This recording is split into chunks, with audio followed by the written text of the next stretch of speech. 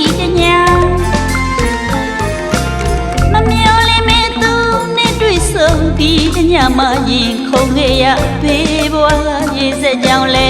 တွေ့တော့မှစကားနိုင်ဝေးဘွားထားနေတနေ့တည်းစီကမေတို့နှစ်ယောက်ပေါင်းဆုံခဲ့ရနေ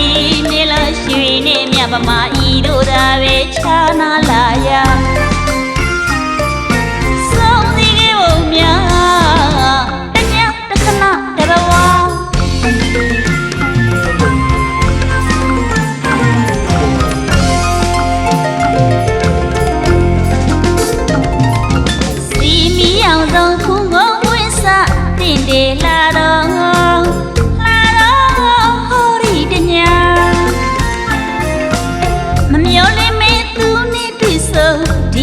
မရင်ခုန်ခဲ့ရဖေးဘွားရေစက်ကြောင်လဲ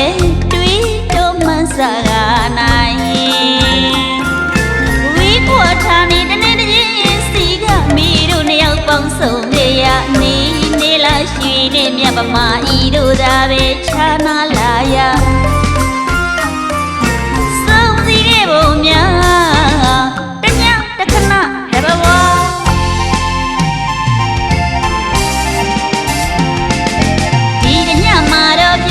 ပြောကြရည်ရှင်လိုက်ကြ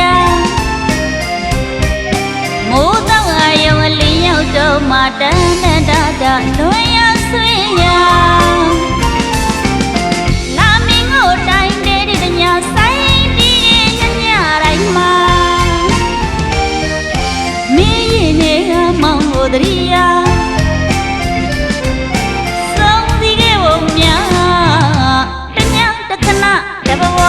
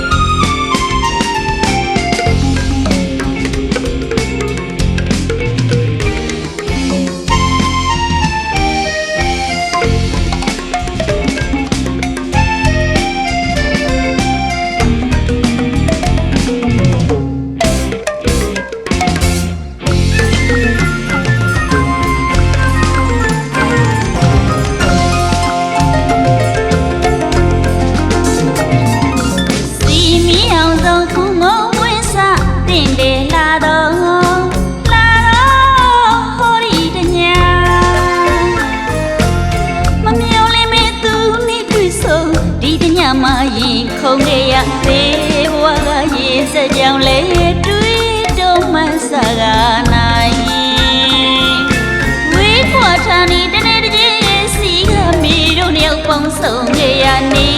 နေလားရွှေနဲ့မြပမာဤတို့သာပဲ